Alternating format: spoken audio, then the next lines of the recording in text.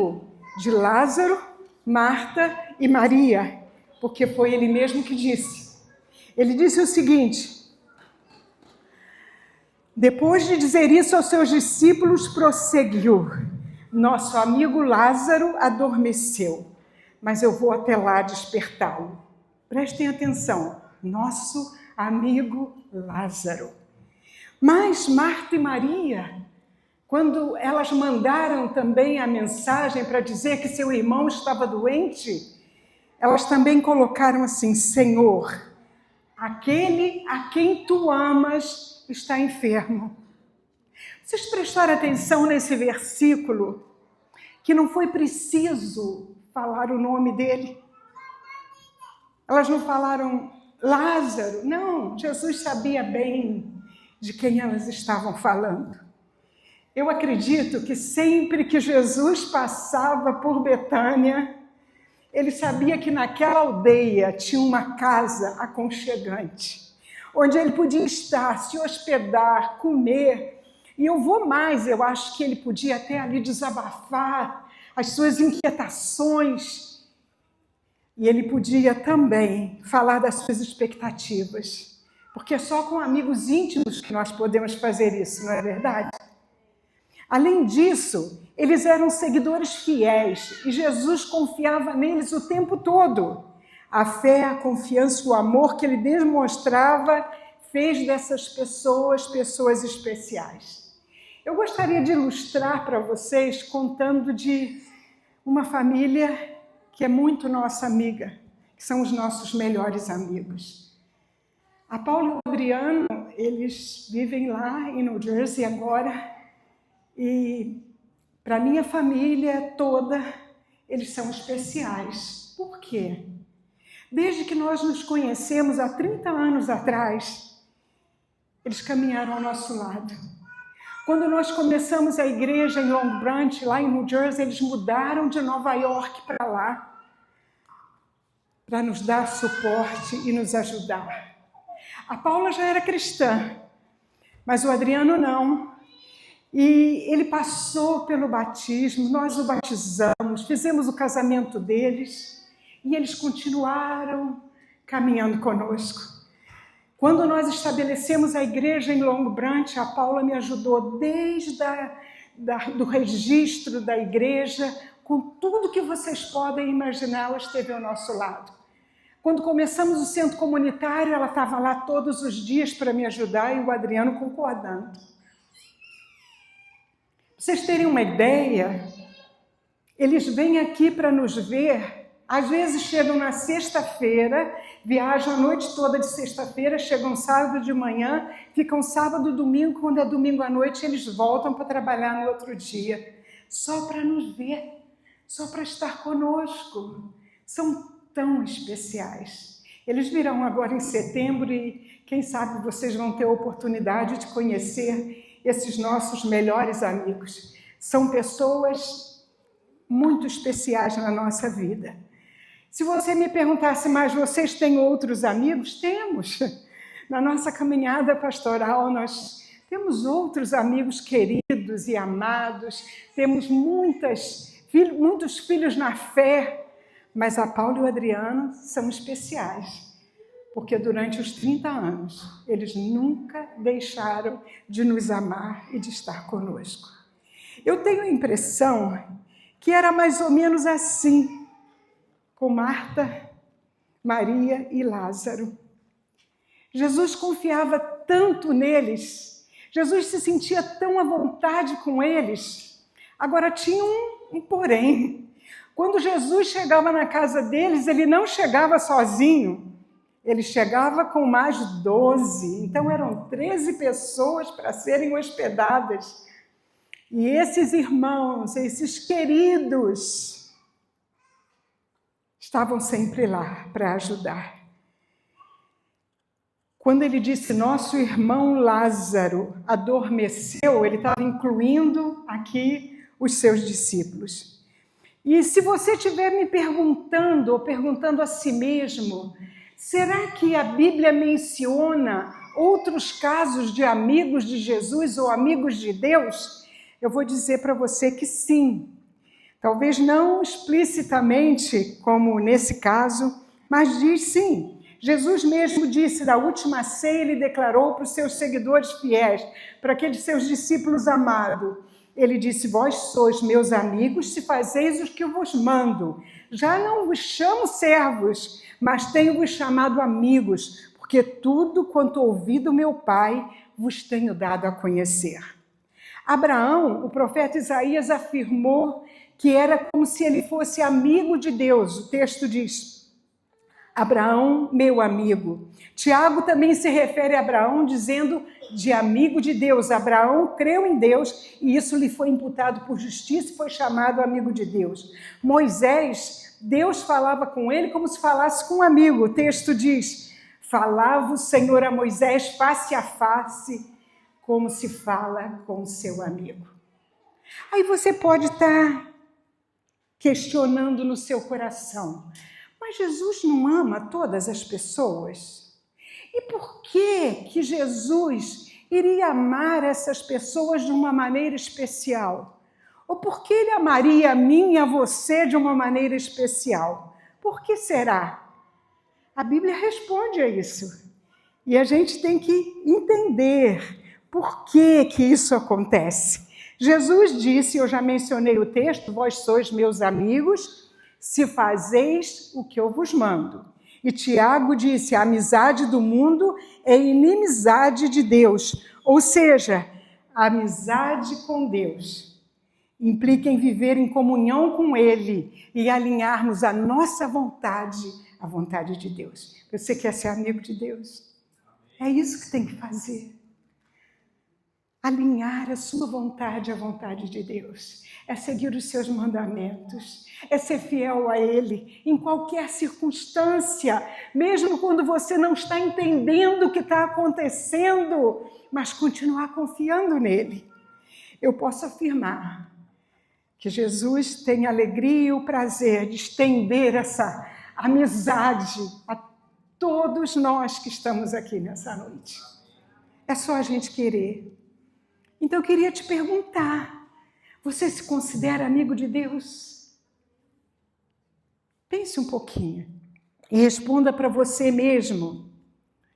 Se você estiver curioso para saber quando foi que ele entrou na casa deles, Lucas registrou que Jesus ficou hospedado na casa deles e disse assim, indo eles de caminho, entrou Jesus num povoado e certa mulher chamada Marta hospedou-o na sua casa. E é essa passagem que diz que Marta estava lá ocupada, atarefada com muitas coisas e que Maria estava sentada aos pés de Jesus. E quando ela questionou isso, Jesus disse, olha, Maria escolheu a boa parte e essa não lhe vai ser tirada. Mas então, pastora, se ele amava tanto essas pessoas, por que ele permitiu a morte de Lázaro? Por quê? Não é uma coisa que fica na mente, no coração? Eu quero que você entenda que Jesus sabia que podia contar com eles. Vamos ver o contexto daqueles dias, irmãos. Antes de receber a mensagem sobre Lázaro, os líderes religiosos, os próprios judeus, que eram compatriotas de Jesus, tentaram apedrejá-lo. E ele, para se livrar daquele apedrejamento, ele foi com seus discípulos para o outro lado, porque ele estava correndo risco de vida. E não tinha chegado ainda a hora dele morrer em nosso lugar. Então Jesus e seus discípulos saíram de Jerusalém e foram para a região de além do Jordão. Observe, tinha 2 Betânias, para a gente poder entender, que a gente às vezes quando lê esse texto fica entendendo, mas Jesus não estava lá, por que mandaram recado? É porque havia 2 Betânias, uma além do Jordão, que ficava a leste, cerca de Jerusalém, a cerca de 30 a 35 quilômetros.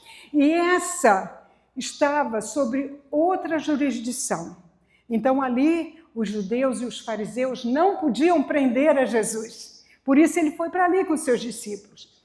Mas havia uma outra Betânia, que era a Betânia de Judeia, onde era o povoado ou a aldeia, onde vivia Jesus, onde vivia Lázaro, Maria e Marta.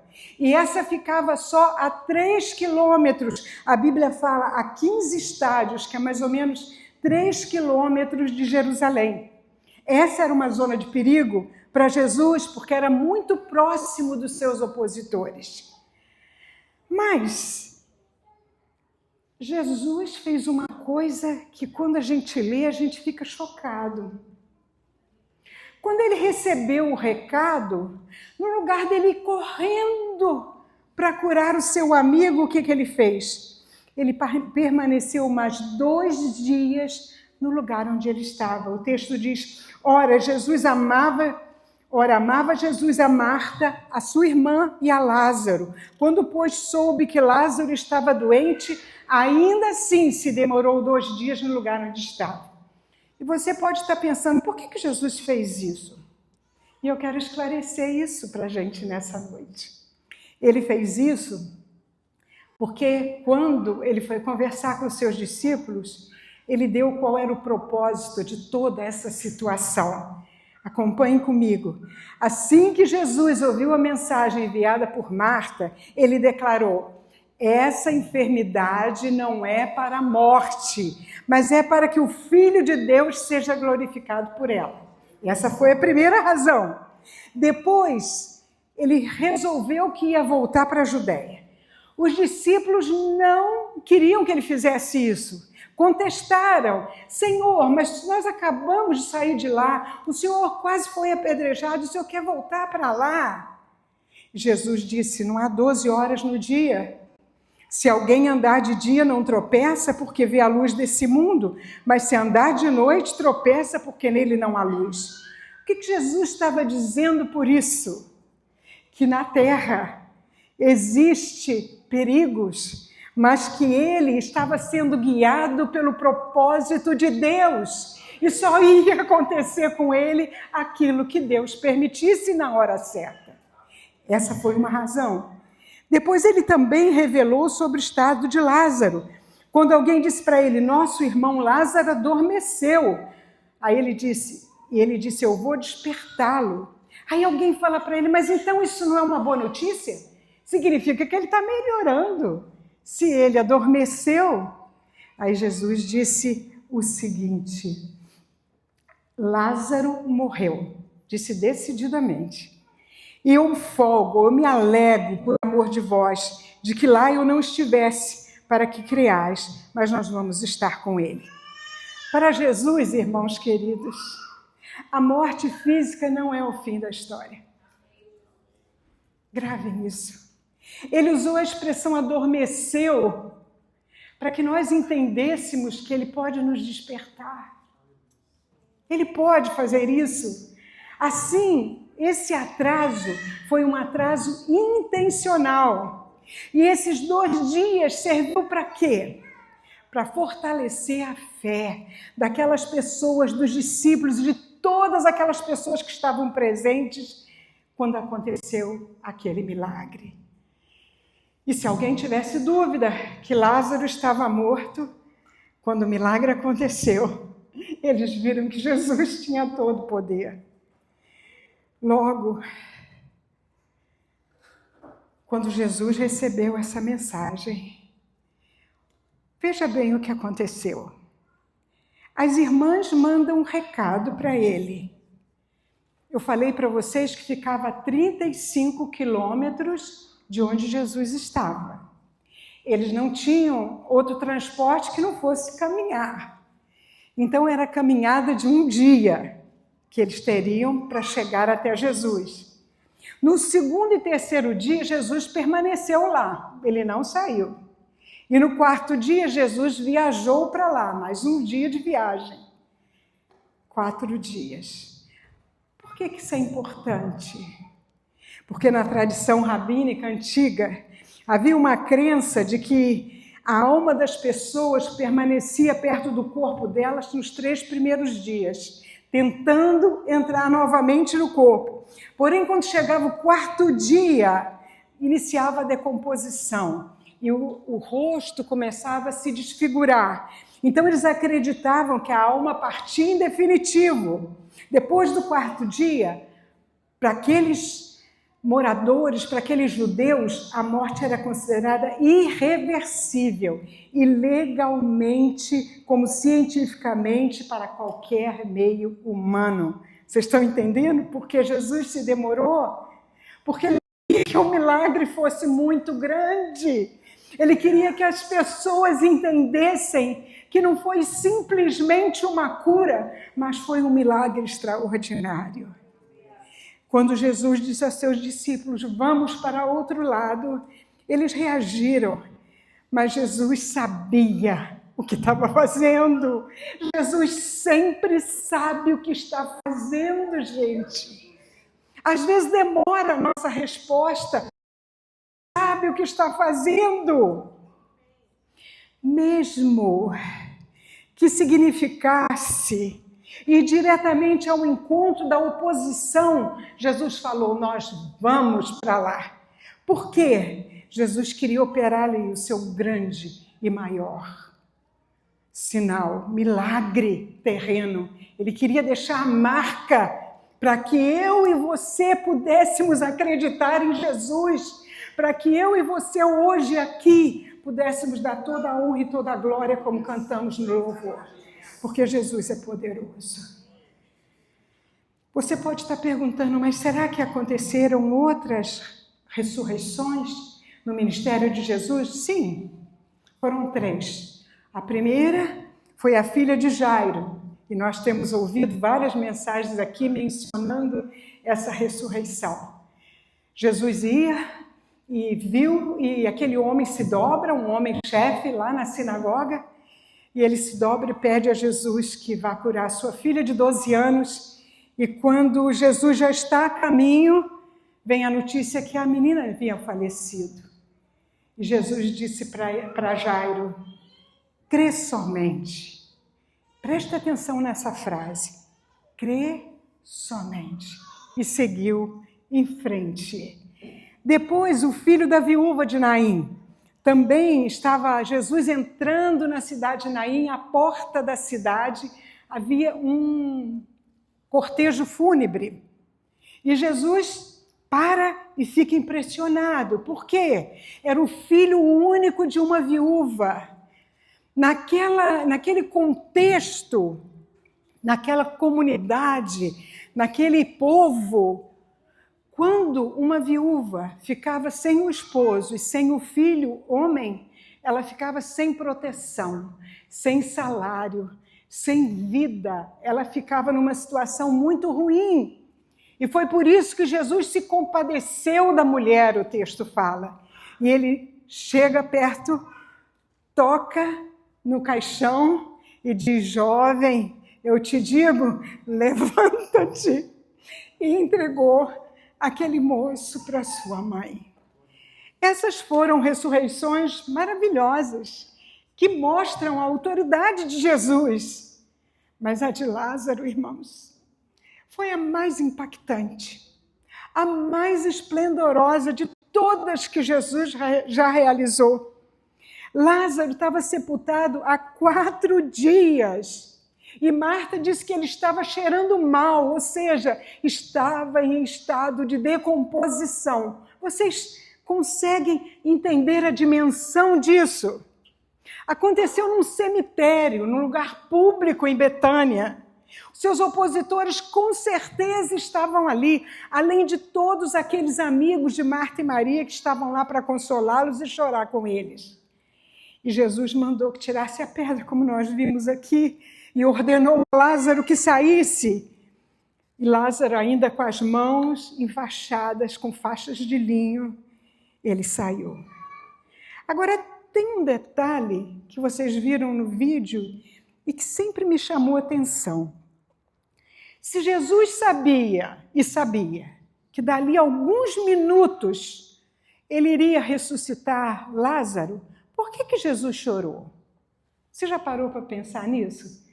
É a única vez que Jesus chorou. E é o menor versículo da Bíblia. Jesus chorou. Por que será que ele chorou? Ele chorou porque a dor e o luto era muito grande. E principalmente porque ele estava vendo o sofrimento daquelas duas irmãs. Ele se compadeceu. E para mim, não sei se para vocês, mas para mim é uma das maiores provas da sua humanidade. E eu quero te dizer, meu querido irmão, que Jesus se compadece de você. Jesus se compadece de mim. Ele se compadece de nós. E mesmo que ele não soubesse o que ia acontecer ou o que ia gerar aquilo, imagine se as autoridades chegassem ali e já o levassem. Mas Jesus sabia o final da história e compartilhou o sofrimento dos seus amigos. Ele chora comigo e com você as nossas dores. Acredite nisso, porque é verdade. Ele está conosco em todos os momentos. Mas esse sinal foi tão impactante, tão tremendo, que fez com que o Sinédrio se reunisse emergencialmente para tomar a decisão de decretar a morte de Jesus. Eu quero ressaltar aqui uma coisa. Ser amigo de Jesus não exclui o sofrimento. Lázaro era amado por Jesus e mesmo assim ele ficou doente e morreu. É interessante que no recado que Marta mandou, elas não pediram que Jesus fosse curá-lo. Vocês observaram isso? Elas simplesmente deram a notícia. Lá, aquele a quem tu amas está enfermo. E deixa Jesus fazer o que ele achar que deve fazer. Quantas vezes, né, a gente pensa que a gente tem que falar tanto, orar tanto, fazer tanta coisa para que Jesus entenda a nossa dor.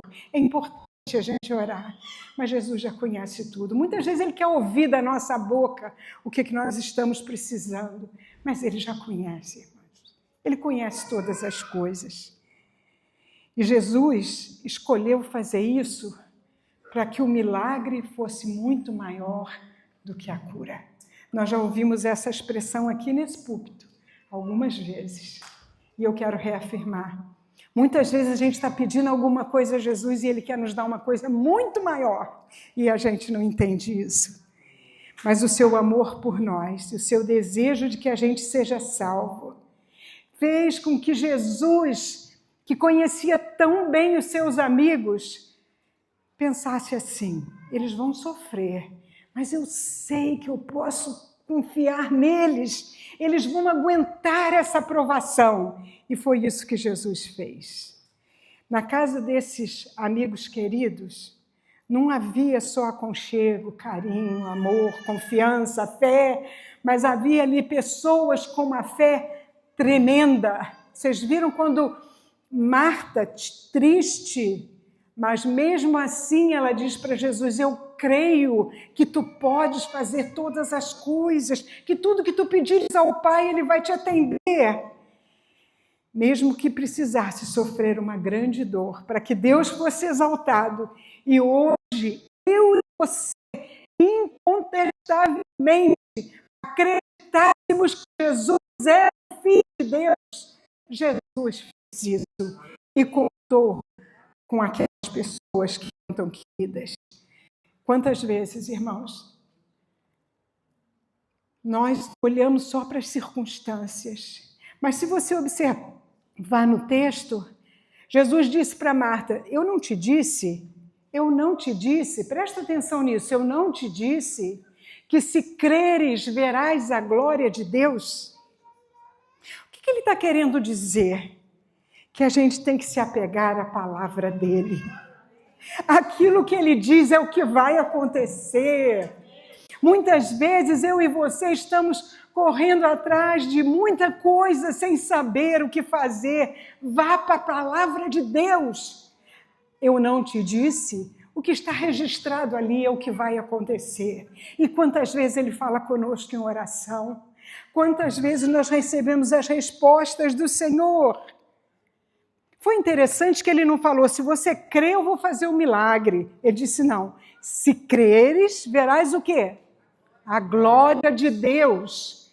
E aqui a gente tem que parar para pensar. O que significa a glória de Deus? Seria um esplendor, um brilho? Não.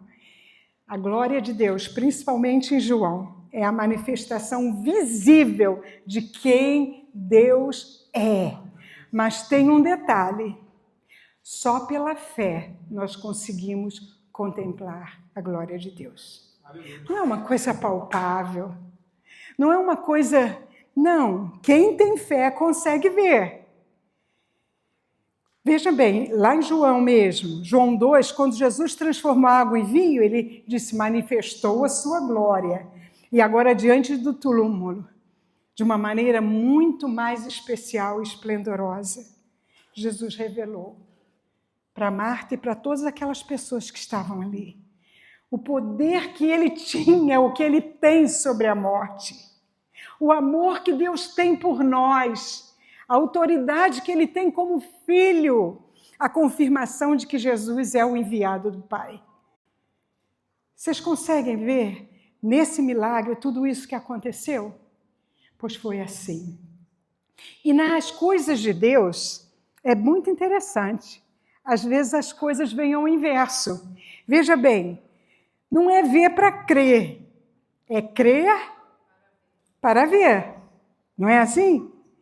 O mundo diz assim, quando eu ver isso acontecer, aí eu vou acreditar. Não é verdade que a gente às vezes vai evangelizar e a pessoa fala, se acontecer essa bênção que eu estou pedindo, então eu vou acreditar em Jesus. Só que não é assim. A gente tem que confiar no Senhor e crer que Ele sabe o que está fazendo. Ele sempre sabe o que está fazendo. Irmãos, a fé não exige provas. A fé, a gente passa a enxergar a ação de Deus porque a gente tem fé. Quem não tem fé não consegue. Como é fundamental a fé na nossa vida. Agora, outro detalhe que me chama a atenção. Vocês não acham que com todo o poder que Jesus tinha, ele podia ter removido aquela pedra sobrenaturalmente? Mas ele disse, tirai a pedra. E depois ele chamou Lázaro de volta à vida. O que a gente aprende aqui? Que tem algumas coisas que nós temos que fazer. Mas tem outras coisas que só Ele pode fazer, como dar vida a alguma coisa que está morta. Ou seja, diante dos nossos problemas e dificuldades, nós temos que fazer a nossa parte. Mas aquilo que não pertence a nós, ou que nós não conseguimos fazer, Deus vai fazer. Ele é poderoso para isso. Na ressurreição de Lázaro, a glória de Deus foi manifestada de uma maneira maravilhosa. Às vezes a glória dele é manifestada, e talvez alguns já tenham experimentado, num consolo. A glória dele é manifestada quando a gente recebe uma resposta à nossa oração. De diversas maneiras, a glória de Deus é representada. Tem só um último detalhe que eu quero mencionar para vocês, que eu achei muito interessante isso. No início do capítulo, João 11, é dito assim, Jesus disse, essa enfermidade não é para a morte, é para a glória de Deus. Aí quando chega, isso é o 11:4. Quando chega no 11:40, diz assim, ele fala para Marta, se creres, verás a glória de Deus. Vocês observaram que o capítulo começa falando que ela precisava ter fé, e depois diz que se ela cresce, ela veria a glória de Deus. Por isso eu quero que a gente entenda nessa noite, que nós temos que ver nesse episódio a manifestação da glória de Deus, para revelar quem Cristo é. Eu vou concluir, e eu quero concluir dizendo para vocês o seguinte, talvez você esteja pensando, mas pastora, não era para falar da casa de Lázaro, Marta e Maria em Betânia. A senhora quase não falou disso. Eu vou concluir falando disso agora. Jesus entrou na casa deles. Logo, não entrou logo que chegou em Betânia. Lázaro estava sepultado, como nós vimos ali. Marta correu ao encontro de Jesus, depois foi buscar Maria, que estava na casa deles. Mas Jesus não entrou lá. Mas a Bíblia fala que 6 dias antes da Páscoa, Jesus estava na casa dessa família. Você vai dizer assim, mas Mateus e Marcos nos informam que essa ceia aconteceu na casa de Simão, o leproso. Mas João enfatiza a presença de Marta, Maria e Lázaro e não fala do anfitrião. Então eu acredito que tenha sido na casa deles. E eu quero concluir dizendo o seguinte, nessa série, nós estamos visitando casas por onde Jesus passou. Em cada uma delas, eu aprendi uma lição diferente. Eu acredito que vocês também. Mas na casa de Betânia, eu aprendi alguma coisa muito preciosa. Jesus nem sempre impede que a dor entre na nossa casa, mas Ele promete estar presente conosco quando a dor chegar. Eu posso ouvir um amém? Jesus amava aquela família, mas nem por isso Ele poupou aquela família do sofrimento, da dor, da enfermidade, das lágrimas, do silêncio, do luto e até do túmulo. Isso nos ensina que o amor de Cristo não nos isenta das provas, mas Jesus nos acompanha através das provas. Quando Jesus chegou na aldeia, ele encontrou uma casa marcada pela ausência, por perguntas sem respostas, pela dor e pela saudade, mas foi exatamente ali que ele manifestou o seu poder de uma maneira mais tremenda, esplendorosa e maravilhosa. Talvez hoje aqui existam algumas casas como a de Betânia. Casa onde tem lágrimas expostas e lágrimas escondidas, problemas familiares, talvez. Casas que existe uma cadeira vazia e que você sente a ausência de pessoas. Casa onde há diagnósticos difíceis e que maltratam pela dor. Casa onde os sonhos parecem que já foram sepultados. Casas onde alguém pensa, já cheira mal, já faz 4 dias, agora é tarde. Eu quero dizer para você e afirmar com todas as letras, é justamente para essas casas que Jesus continua dizendo, se creres, verás a glória de Deus. Vamos repetir isso? Se eu crer, vamos falar? Se eu crer, eu vou ver a glória de Deus. Gente, essa é uma verdade que me arrepia. Arrepia você também? Basta crer para ver a glória de Deus.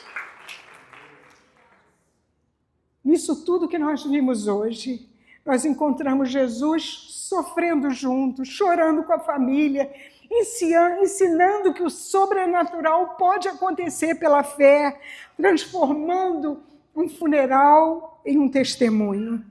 Quando Jesus entra numa casa, ele não encontra apenas pessoas, irmãos. Quando ele entra numa casa, ele entra e encontra uma história, várias histórias de vida. E nem mesmo a morte tem a última palavra para Jesus. Ele conhece a tua história, ele sabe o que você está passando, ele conhece tudo que se passa ao teu redor, na tua família. A presença de Jesus é maior do que dor, e a sua palavra é mais forte que a morte. A maior bênção daquele milagre talvez não tenha sido a ressurreição de Lázaro. Talvez tenha sido, como falou o pastor domingo passado aqui, a manifestação e a revelação de quem Jesus é. Isso é o mais importante. Você entender e crer e levar para a sua semana hoje que Jesus tem toda a autoridade, todo o poder. Ele é o Rei dos Reis, o Senhor dos Senhores. E quando ele entra numa casa, ele desafia os seus moradores a desenvolverem uma fé profunda que permita ver o sobrenatural e acontecer a glória de Deus. Jesus quer entrar na sua casa e fazer morada lá. Talvez as lágrimas não sejam removidas imediatamente. Talvez ele não responda a todas as perguntas. Mas se ele entrar na tua casa, uma coisa eu posso te afirmar, com toda certeza e convicção que eu possa ter: a esperança vai renascer. A sua fé vai ser fortalecida e a glória de Deus vai ser manifestada, seja em coisas simples e pequenas ou em coisas grandes e esplendorosas. Qual que é o nosso desafio nessa noite? Que a nossa casa seja uma Betânia, um lugar onde Jesus sempre seja bem-vindo, um lugar que mesmo quando nós não entendemos o que Ele está fazendo, nós vamos continuar crendo e sabendo que Ele faz sempre o melhor. Que o Senhor nos abençoe, que a nossa fé aumente. O meu desejo com essa mensagem é que nós saímos daqui crendo muito mais em Jesus, confiando nele e entregando a Ele tudo que a gente precisa entregar, para que a nossa vida seja melhor diante das pessoas e do Senhor, e para que as pessoas vejam em nós pessoas de fé, que acreditam e creem no Deus Todo-Poderoso. Que Deus nos abençoe. Muito obrigado, pastor.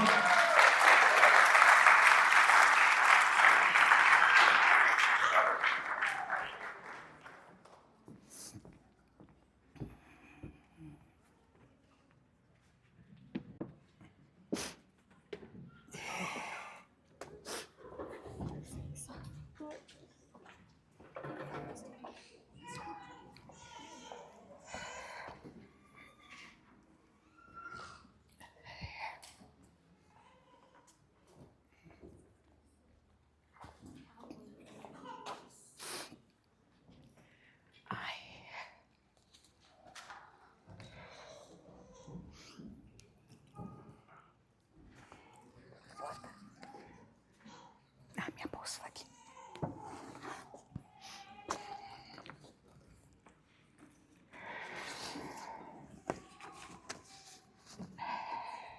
Muito bom.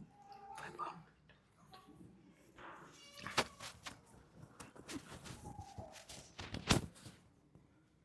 Só isso, né? Aqui.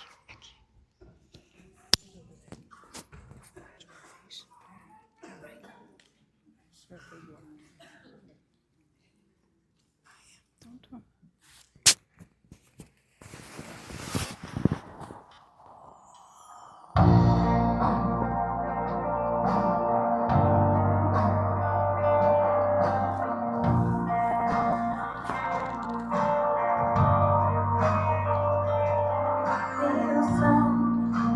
Leva-me além todas as alturas, onde ouço a tua voz, fala de tua justiça pela minha vida.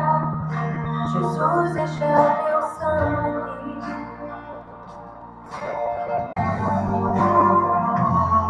Tua cruz mostra a tua graça, forma do amor do Pai, para nós, caminho para Ele, onde posso me achegar, somente pelo sangue.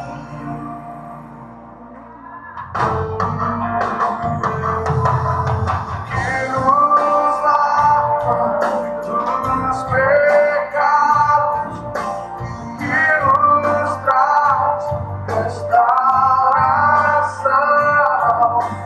Nada além do sangue, nada além do sangue de Jesus. Que nos faz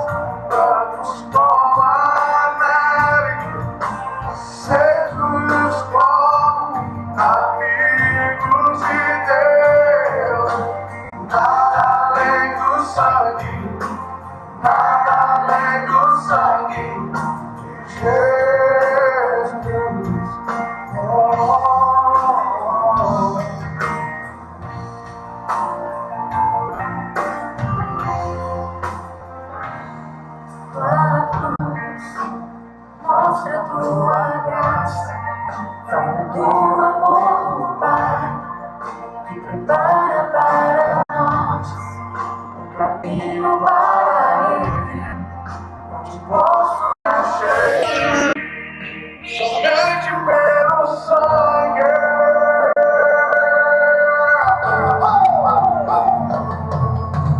Que nos dá dos pecados e nos traz restauração.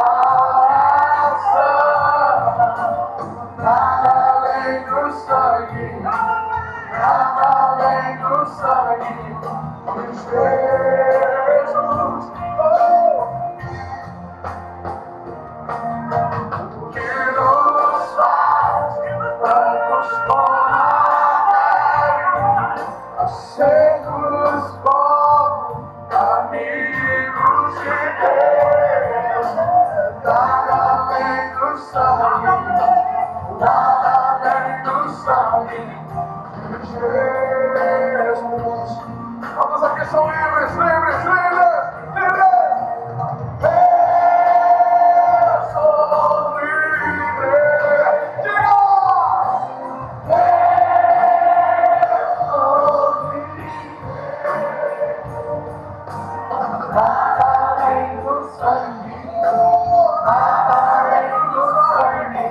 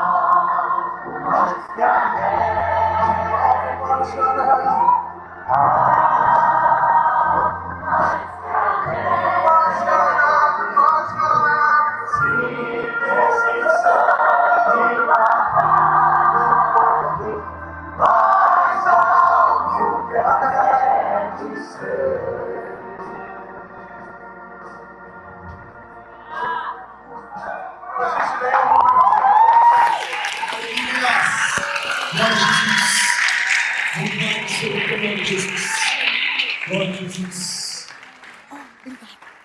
Nós somos limpos do pecado através do sangue de Jesus. 1 João 1,7 diz que o sangue de Jesus Cristo, o seu Filho, nos purifica de todo o pecado. Queridos, o grupo de dança acabou de expressar algo. É o que vamos celebrar aqui nessa noite. A ceia do Senhor nos traz a memória desse sacrifício.